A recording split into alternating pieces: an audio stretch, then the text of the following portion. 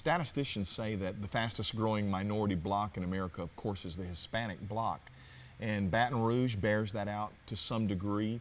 In fact, just down the road from Istruma, probably not more than a mile away, there's one particular community that I noticed was just full of Hispanic people.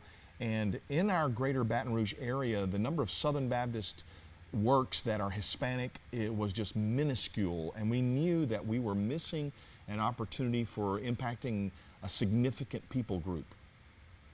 Guillermo and his wife Fanny have been with us for a little over a year, and they have done a tremendous work. He really has a pastor's heart, a shepherd's heart for those people. We had a small core group of about 20 Hispanics who've been a part of Istruma for many, many years. They had their own small group or Sunday school class, you might call it, and they'd been for years gathering together every Lord's Day.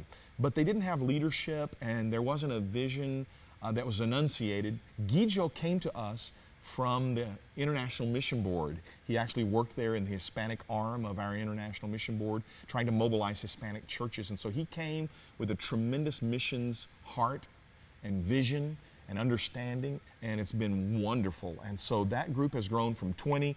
They've easily quadrupled, some Sundays, far, far beyond that.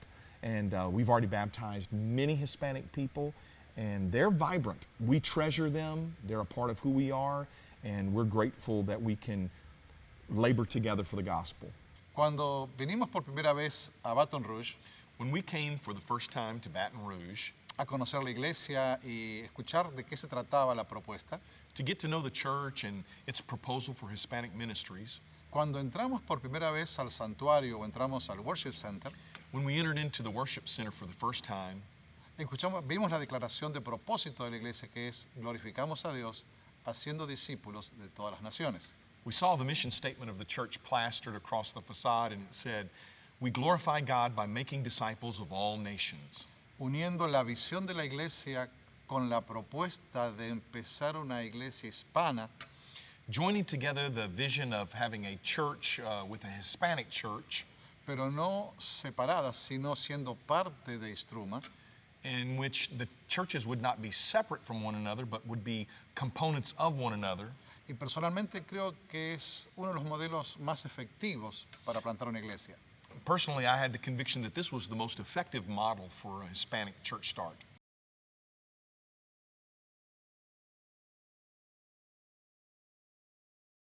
In August of 2016, the Baton Rouge area was hit by what's called the Great Flood.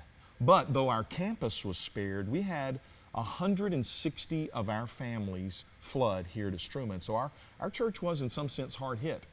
And there was one particular community, virtually all Hispanic, that was devastated by the floods. And Guillermo, Pastor G, and our Hispanic congregation, just like our English-speaking congregation, man, they rallied to the need, and day after day after day in that hot August sun, went out to minister to those families that had lost everything. We have a friend in our Hispanic congregation named Olympia. Olympia has had a loose tie to Istruma for some time, friends within our congregation, and we loved her and were familiar with her family and had sought to influence her for Christ for a long time. But with the coming of a Hispanic minister who is from, you could say, that world, we connected with her in a fresh and stronger way than we ever had before. And when the floods hit in 2016, her family was hit. And she experienced, as never before, the love of Christ through the hands and feet of disaster relief volunteers. And I think God used that to open her heart afresh to the gospel and what it meant to be a follower of Christ. I started going to Istruma with a friend of mine. Her name is Maria Coelho. She always invited me to her church, different churches she went to, but this particular one was different.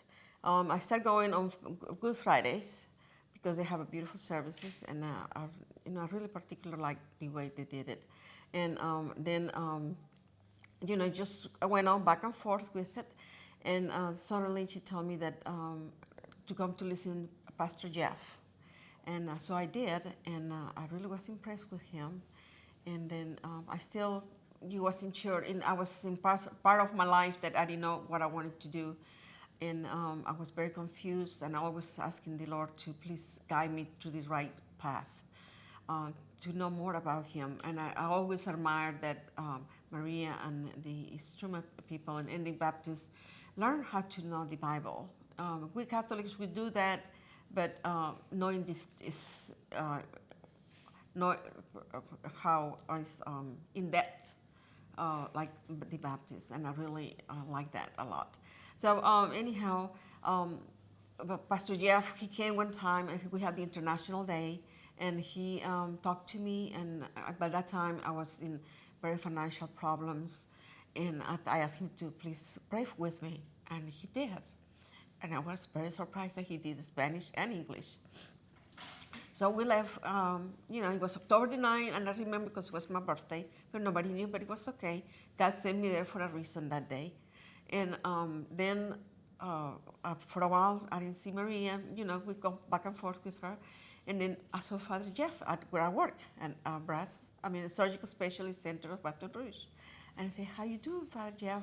And Pastor Jeff, excuse me. And he said, hey, Olympia. And he said, look, we're going to have a new pastor, and this is Spanish, and his name is Guillermo. So pray, and we're praying that he's coming, and he's going to stay here with us, and I want for you to come. So then not too long after that, Maria invited me to it, and I went there, and Pastor Guillermo was there, and what he said that day, it really touched my heart. And again, I still have with my financial problems, but it was getting better. And he really prayed with me, and also Pastora Fanny. And I really got touched by them in a different way that I never did before. And I felt like there was a connection there, that God tell me, this is your path, Olympia, but you need to really look for it to see what you're looking for. So now last fall, then last August, so then. Because I said, Lord, I don't know what to do. And never in my life, people helped me. White car pulling in my driveway. And I see like angels coming out of there. It was Pastora Fanny, Maria, and a lot of people from Istruma that I met before when I went to see Pastor Guillermo. And it was like God sent them, because they came, they cleaned my house. Pastor Guillermo came and he said, Olympia, don't worry, we're going to take care of you. And he said, you're going to come next day. People from New Orleans are coming. They stay in Katrina, and they know what to do. They came and they prayed with everybody. And it was like God sent. I said, Lord, I don't know what you're doing to me. But I just let them do it, because it was a sign that God told me, this is your path, Olympia. And then I started going to Pastor Guillermo and the Pastor Fanny, and they opened their arms and their hearts, and that's what it touched me the most. And it's true, that don't knowing us, they opened not just economically, spiritual, and blessings that they given us, but their heart